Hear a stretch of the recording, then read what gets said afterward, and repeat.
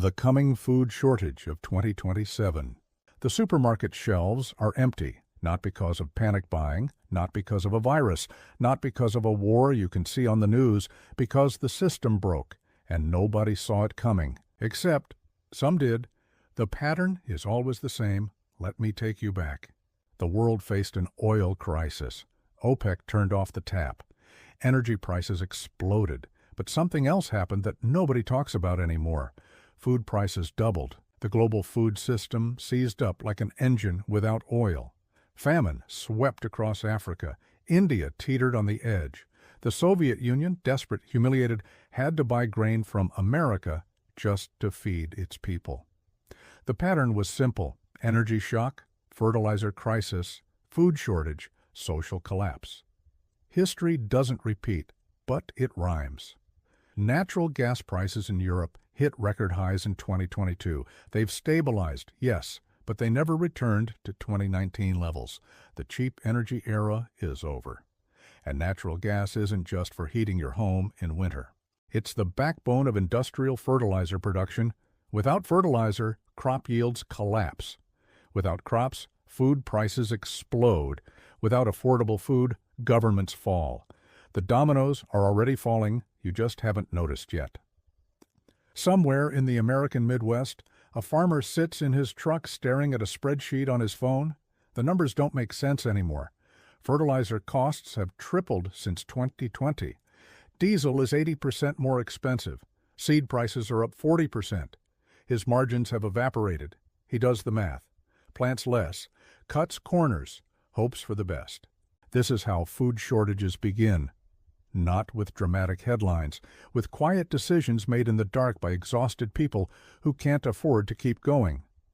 The global food system runs on three chemical pillars: nitrogen, phosphorus, potassium, the holy trinity of modern agriculture. But nitrogen, the big one, comes from natural gas. The Haber-Bosch process, invented in 1909, revolutionized humanity. It let us turn atmospheric nitrogen into ammonia fertilizer. It's the reason the global population exploded from 1.6 billion to 8 billion in just over a century. Half of the nitrogen in your body came from synthetic fertilizer. You are, quite literally, made of natural gas. So when energy prices spike, fertilizer production becomes unprofitable. Plants shut down, supply contracts, prices surge.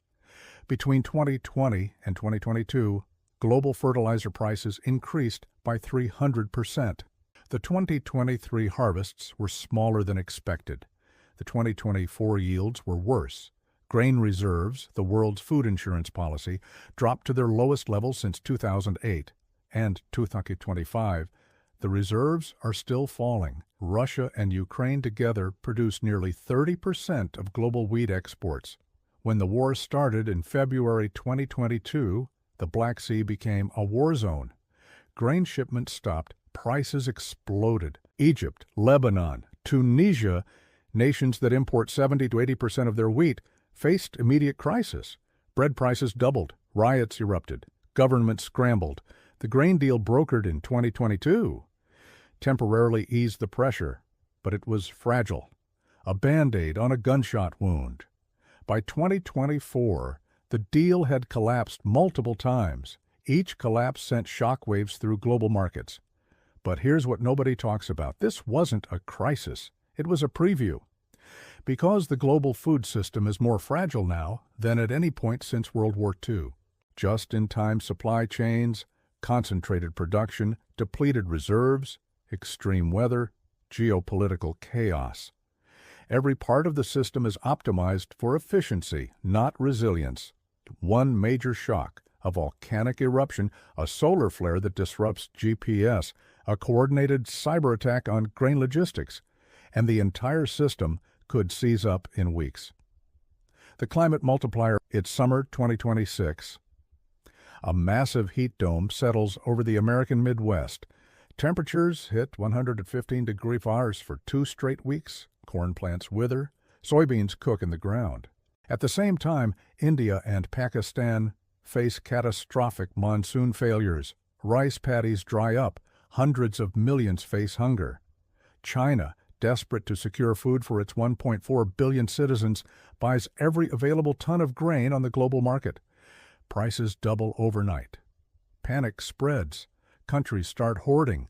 Export bans multiply. The global food trade, already strained, breaks down entirely. The Intergovernmental Panel on Climate Change, IPCC, has warned repeatedly climate change will make multi-breadbasket failures more likely. In 2010, Russia faced a catastrophic drought. It banned wheat exports. Bread prices spiked across the Middle East. Within months, the Arab Spring erupted. Coincidence? Food insecurity destabilizes nations faster than anything else. When people can't feed their children, governments fall, and climate patterns are becoming more chaotic. El Niño, La Niña, polar vortex disruptions, jet stream meandering, the 20th century climate stability that allowed modern agriculture to flourish is over. We're entering an era of perpetual agricultural stress, and we're not ready. For pork, it's about 4-1. For chicken, roughly 2-1. The modern diet, especially in wealthy nations, is extraordinarily grain-intensive. Americans consume an average of 120 kilograms of meat per year. Europeans aren't far behind. Even China's middle class has embraced meat consumption at levels unimaginable just 30 years ago. But here's the problem. Ranchers can't afford feed. They liquidate herds. Meat prices spike first. Then, months later, they crash as the market floods with slaughtered animals. Then, because the breeding stock is gone, prices explode again. This boom-bust cycle devastates the industry. It takes years to rebuild herds. During that time, meat becomes unaffordable for average families. The pattern played out during the 1970s. It happened again in 2008. It's starting again now. By 2027, meat may become a luxury item in many Western nations. No steak, no chicken, just rice, beans, and canned vegetables. This isn't some dystopian fantasy. It's basic economics playing out in slow motion. The cascading failures, energy prices remain elevated, fertilizer becomes expensive, farmers plant less, yields drop, grain reserves deplete, prices surge, meat production collapses, social unrest grows, governments impose rationing, global trade breaks down, famine spreads. Each step triggers the next. The system is a line of dominoes stretching across the planet. Look at Sri Lanka in 2022. The government, facing a debt crisis, banned synthetic fertilizer imports to save foreign currency. The agricultural system collapsed within months. Food production fell by 50%. The economy imploded. The government fell. One decision, total collapse.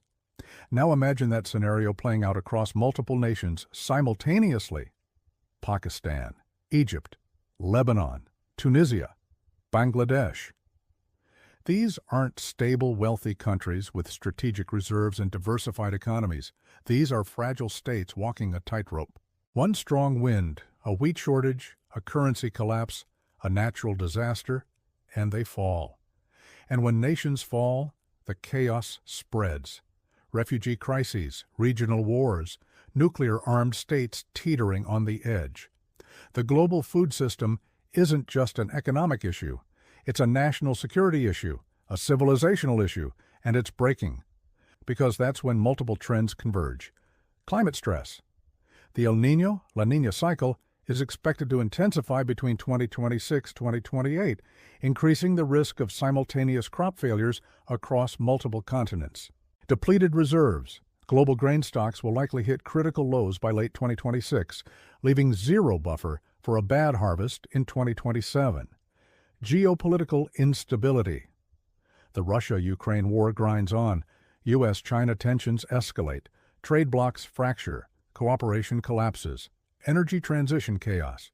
The shift away from fossil fuels is messy, expensive, and uneven. Natural gas prices remain volatile. Fertilizer production stays unpredictable. Debt crises. Developing nations, crushed by dollar-denominated debt and high interest rates, face defaults. They can't afford food imports. Social unrest explodes.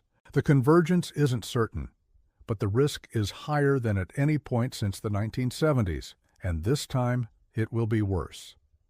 It's never one thing, it's 1,000 small failures cascading into catastrophe. In 2006, nobody saw the housing crisis coming. Experts said the system was sound. In 2019, nobody predicted a global pandemic would shut down the world economy. Hindsight makes everything obvious. But in real time, people are blind. The food crisis of 2027 won't announce itself with sirens and flashing lights. It'll creep in quietly. A bad harvest here, a fertilizer shortage there, a currency collapse, a trade war.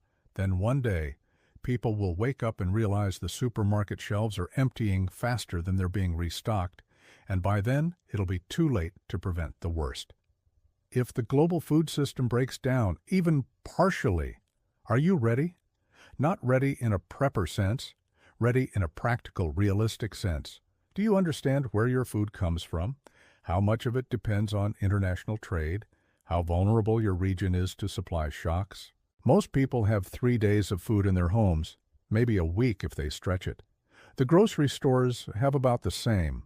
Modern supply chains are designed for efficiency, not resilience. A disruption lasting 2 weeks could empty every shelf in your city. Governments will intervene, of course. Rationing, price controls, emergency food distribution. But if you've studied history, you know how well that usually works. The breadlines of the Soviet Union, the starvation of Maoist China, the famine of 1970s Africa. When food systems collapse, governments can't save everyone. So maybe the better question isn't, will there be a food shortage in 2027? Maybe the question is, what happens when people realize their government can't feed them?